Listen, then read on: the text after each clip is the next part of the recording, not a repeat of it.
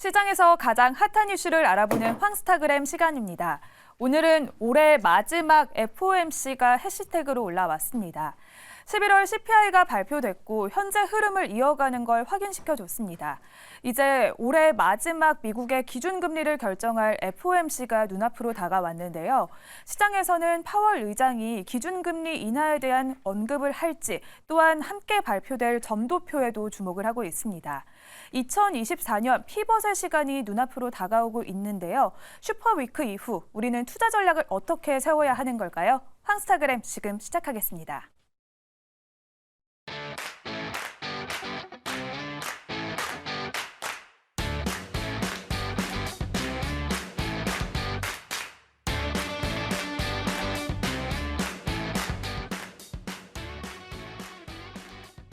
네, 급변하는 신장을 진단하고 그에 따른 대응 전략을 세워보는 시간, 황스타그램 시간입니다.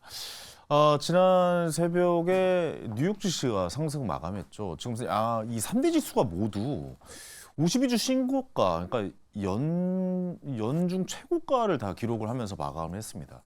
반면에 한국 시장은 오늘 좀 하락을 했죠. 12월 FOMC를 앞두고 미국은 올라가는데 왜 한국은 여기서 멈춰 있는가에 대해서 궁금해하는 분들이 많으신 것 같아서 그 지점들 한번 좀 이야기 나눠보도록 하겠습니다. 하이투자증권 강북 WM센터의 이영훈 이사님과 함께합니다. 어서 오세요. 네, 안녕하십니까. 안녕하세요. 네. 제일 궁금한 게 그겁니다. 미국은 FOMC 회의를 앞두고 올랐는데 왜 한국은 거기에 따라가지 못했는가? 거기에 대해서 어떻게 좀 해석을 해봐야 될까요?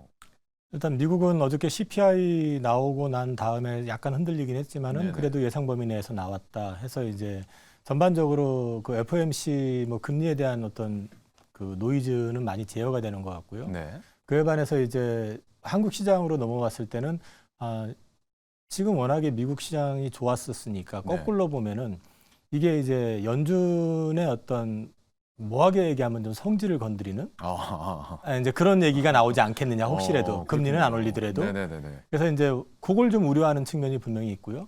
그 다음에 이제 또 우리나라 증시 같은 경우는 이제 양도세 이슈가 있는데 뭐 어저께 같은 경우는 또 갑자기 뭐 루머가 좀 돌았었잖아요. 장중에 2시에 뭐 발표가 나네 만에. 그래서 갑자기 증시 급등했다가 뭐 슬슬 빠졌다가 아니다라고 했죠. 네, 오늘은 또 이제 그 반작용 나오는데 네네네. 거기에 기관하고 특히 외국인들 매도 포지션 나오니까 전반적으로 눌렸고 오늘 뭐 반도체 쪽 섹터 그 중소형주를 제외하고는 대부분이 별로 좋지는 않았던 것 같아요. 그래서 우리는 조금 연말이면 항상 대주주 이슈 뭐 이런 것들 그 부각되는 시점에서 기대했던 게 또 실망감으로 좀 작용한 것도 좀 작용한 것 같습니다. 그렇죠. 대주주들이 좀 비중을 조절하잖아요. 10억이 넘어가면 이제 양도소득세를 많이 내다 보니까 그래서 아무래도 좀 12월에 한국은 주식이 좀 내려간다, 빠진다 뭐 이런 이야기들이 항상 나오고 있는데 이 이슈는 내년으로 넘길 것 같은데 아무래도 올해 안에는 달성되기는 좀 힘들 것 같죠. 좀 답답한 얘기인데요. 이게 제도 자체가 저는 이런 말씀 드려도 되는지 모르겠지만은 좀 근본적으로 문제가 있는 게 외국인들도 다 알고 있잖아요. 네네네. 그러니까 연말 되면은 한국에서 소위 말해서 주식 팔 거라는 걸 다 알고 있으니까 연말 되면 싸게 사가지고 연초에 또 반등하면 거기다 대고 파니까 이것도 사실 보이지 않는 국부 유출이 반복이 되는 거죠. 그럴 수도 사실은. 있겠네요, 진짜. 아니 패를 보여주고 지금 게임을 하는 거잖아요. 사실 어떻게 보면은 이제 그런 자금이 외국에서 들어오는 건 또 한두 푼도 아니고요. 맞습니다. 엄청나게 큰 금액 아니겠습니까? 네, 그걸 또 역이용할 수도 있죠. 거꾸로 보면은 이럴 때 그 외국인들 같은 경우 어차피 저 한국에서 저들 팔아야 되는 상황이다라고 판단되면은 뭐 지금은 공매도가 금지가 됐지만 과거 같으면은 그런 걸 또 활용을 해가지고 더 눌러버리면서 이제 더 그럴 수도 있는 거고 거꾸로. 있죠. 예. 그러니까 패를 보여주고 지금 뭐 게임을 하는 그런 양상이다 보니까 그게 해마다 반복이 되니까 이게 사실은 별로 좋지 않은 측면도 분명히 있고요. 또 한 가지는 대주주 요건을 이제 10억으로 지금 픽스를 해놨는데 그럼 뭐 서울 사시는 분들은 다 대주주네요.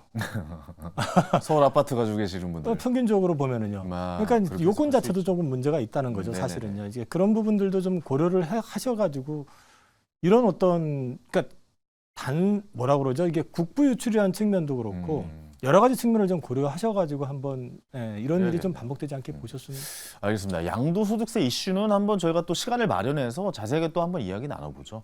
오늘은 또 이제 오늘 새벽에 우리나라 시간은 오늘 새벽에 또 FOMC 발표가 네네. 있잖아요.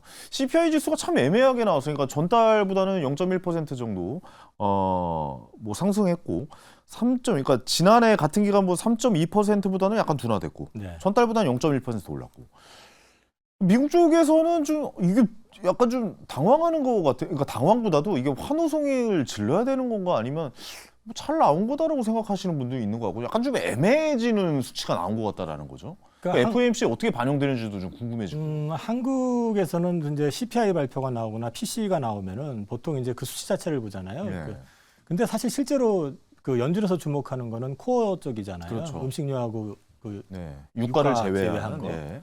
근데 사실 그걸 보면은 지금 이번 CPI도 4.0이에요. 연준이 지금 예상하고 있고 기대하고 있는 목표로 하고 있는 것보다는 여전히 높다라는 거죠. 그렇죠.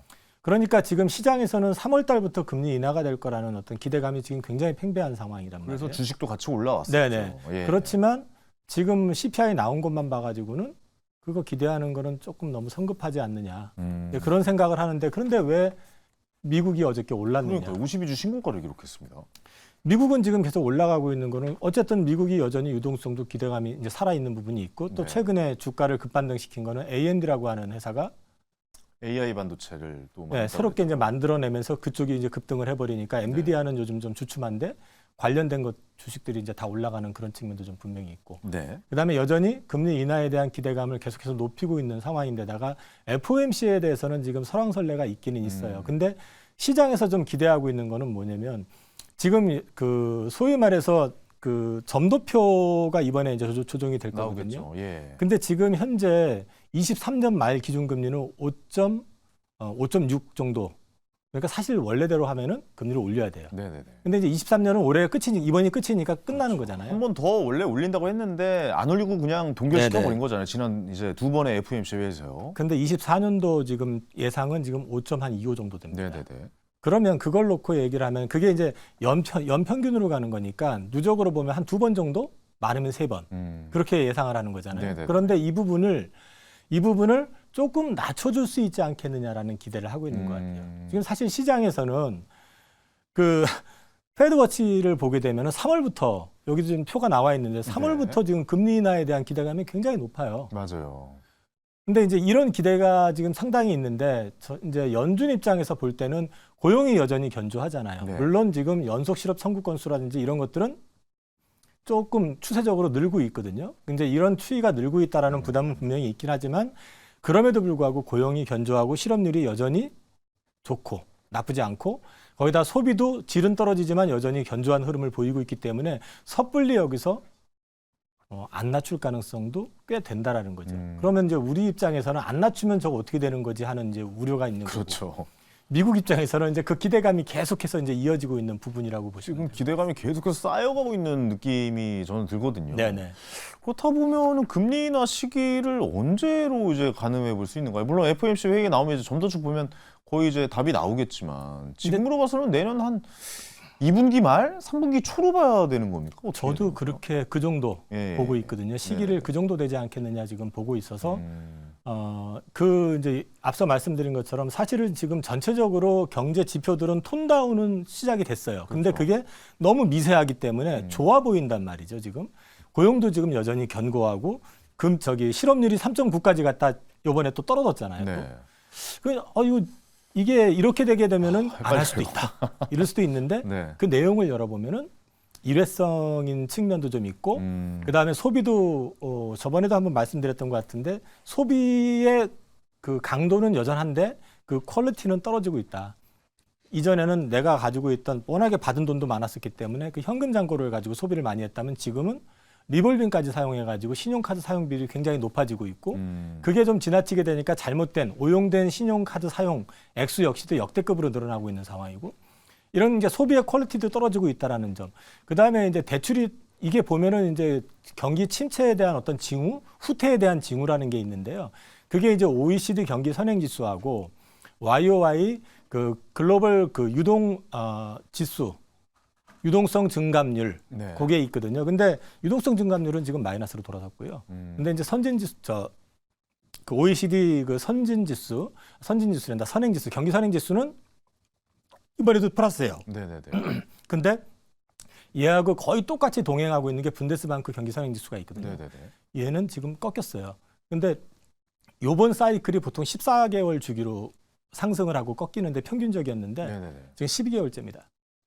그 얘기는 이제 거의 피크에 왔다는 얘기고 분데스방크가 이번에는 돌아서는 게 2개월 빨리 돌아섰거든요. 근데 이거 꺾였기 때문에 얼추 지금 이런 걸 놓고 봤어도 얼추 경기가 고점에서 좀 꺾이는 내려오고 시그널은 있다. 나올 수 있다. 네. 그리고 소비가 어쨌든 위축이 되면 내년도 실적에 대해서는 지금 되게들 좋게들 예상하잖아요. 내년 그렇죠. 실적은. 연말 되면 네. 항상 좋게 얘기하지만 지나놓고 봐가지고 그걸 맞춘 적은 거의 없습니다. 그렇죠. 저런 걸 감안해서 보시면 네네. 이제 이런 것들이 좀 시간이 지나면서부터 조금 톤다운이 될 가능성이 있다. 그래서 경기 아까 말씀하신 금리 인하 시점은 저는 연초보다는 연 중반 이후가 될 가능성이 높다고 보고 있습니다.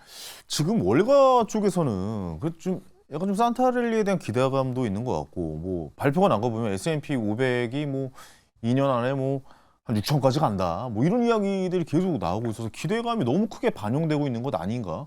저는 개인적으로 약간 제 스스로 워워워하고 있거든요. 제 스스로가 야 이거 진짜 이 시장에 진입을 해야 되는 건가? 왜냐면 너무 다 이제 낙관을 이야기하고 있으면 저는 약간 피하게 되더라고요. 이 분위기에 네네. 휩싸이지 않고. 근데 또 경기도 약간 꺾이고 있다라고 말씀하시고 금리 인하에 대한 기대감이 좀 너무 반영된 것이 아닌가. 오늘 내일 이제 있을 새벽에 FOMC 회의에서도 약간 좀 누르는 말들이 나오지도 않을까? 뭐 그런 개인적으로 좀 그런 생각이 들거든요. 그래서 두 가지 가능성이 있는데 네. 이제 FOMC에서 앞서 말씀드린 것처럼 이제 연준에서 이제 성과를 부리면 그러니까 이제 지금 좀 누르기 위해서 네. 좀 매파적인 발언을 해가지고 전체적으로 금리 인하 기대감을 떨어뜨려 버리고 네네네. 그다음에 이제 점도표 조정을 안 해버린다든지 예를 들어 가지고 그럼 내년도 금리 인하의 기대감이 똑같은 확 거죠. 꺾여지겠죠. 네네네. 그러면 이제 금리는 한 번 더 올릴 수도 있는 가능성이 있는 겁니다. 뭐 그거는 또 뭐 시장을 진짜 누르려고 하면 네. 경고를 할 수도 있는 거죠. 아, 그래요? 예. 그러니까 이제 그런 부분들을 생각해 보면 만약에 그렇게 나온다 그러면 지수가 좀 눌릴 가능성 분명히 많이 있고 눌리겠죠. 예. 이제 그렇게 되면은 이제 산타랠리는 없는 거죠. 없는 거죠. 예. 없는데 이제 거꾸로 연초에 이제 또 많이 빠지게 되면 이제 반등 형식이었던 제뉴얼리 이펙트 같은 게 나올 수도 있죠. 그렇죠. 근데 이제 저 개인적으로는 제가 지금 1분기 뭐 초부터라고는 얘기 못 해도 1분기, 2분기 초중반 정도까지가 내년도 연중에 그러니까 소프트 랜딩을 전제로 하는 거죠, 물론. 네네네. 이제 저점이 나올 가능성이 있다라고 지금 보고 있거든요. 내년 그래서 2월, 3월 정도라고 보고 계십니다. 내년 뭐 제 개인적으로는 2월에서 4월 사이.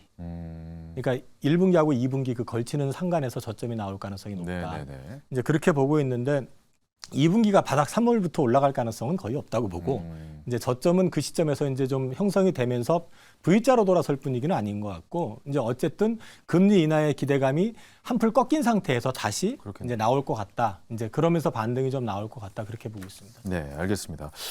드려야 될 질문이 너무 많은데, 오늘도 해야 될 말도 너무 많아가지고, 알겠습니다. 코스피로 좀 이제 넘어와 볼게요.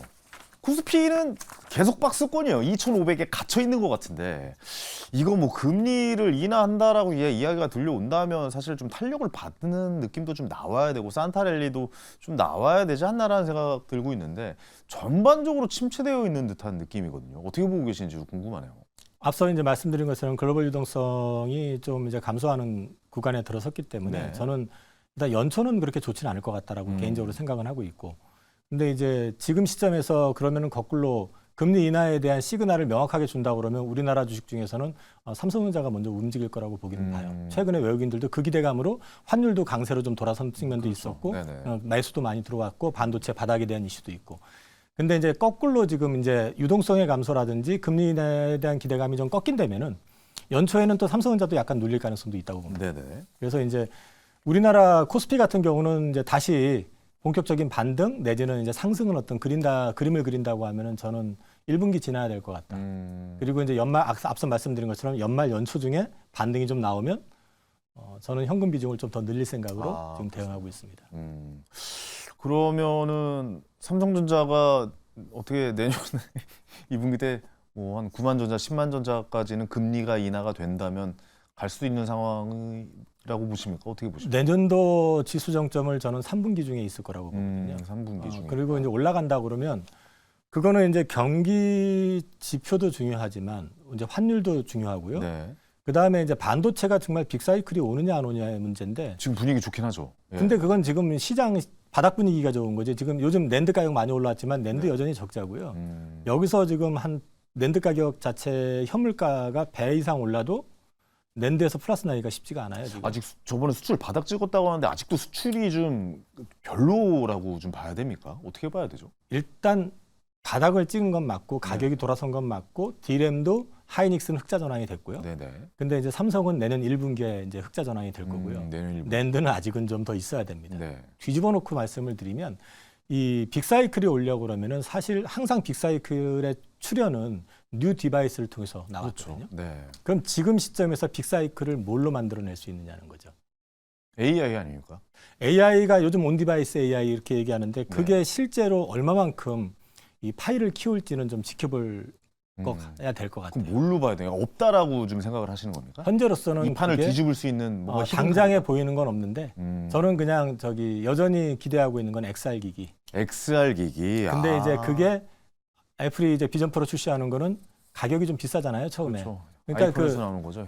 숫자를 보는 애플에서. 것보다는 네네. 시장 반응이 중요할 것 같아요. 얼마만큼 기술적으로 완성도가 있느냐. 그러면은 애플이 출시해가지고 비싼 거 출시한 다음에 지금 보급형 만들고 있다고 하잖아요. 네. 애플도. 네. 삼성도 지금 팀 구성돼 있고 따라가겠죠. 만들고 있죠. 네. 중국 애들 만들고 그렇죠. 있죠. 그러면은 이게 반응이 좋으면은 너도 나도 출시가 이제 시작이 될 거 아닙니까? 그러면은 그쪽 시장이 열리기 시작하면 뭐가 또 동시에 구현이 되냐면 메타버스가 구현이 될 가능성이 그렇겠죠. 높습니다. 메타버스 관련주가 또 올라오겠죠. 그렇게 되면 반도체 쪽이 엄청나게 화랑이겠네요. 좋아지는 그림이 나올 수 있다는 거죠. 그러네요. 결국엔 새로운 기기가 나오고 세상을 바꿀 만한 뭔가를 던져줘야 우리나라도 같이 따라갈 수 있겠다라고 네네네. 좀 생각을 해보면 돼요. 저는 그렇게 보고 있습니다. 알겠습니다. 재밌습니다. 그러면 디스플레이 쪽도 확실히 좋아질 수 있죠. 좋아질 수 네네. 있겠다라고 보시고. 알겠습니다. 오늘도 좋은 팁 저에게 알려줘서 감사하고요. 네. 자주 좀 나와서 많은 팁 좀 주시기 바랍니다. 네, 감사합니다. 고맙습니다. 네. 오늘도 역시 열심히 공부했습니다. 여러분은 어떠셨습니까? 자, 오늘 스타킹 마칠 시간이고요. 저기 오늘 당첨자 밑에 나가고 있죠. 졸탄의 콘서트 티켓 선물로 보내드리도록 하겠습니다. 오늘 시간 여기서 마무리하고요. 저는 내일 저녁 7시에 생방송으로 또 찾아뵙겠습니다. 황현이었습니다. 감사합니다.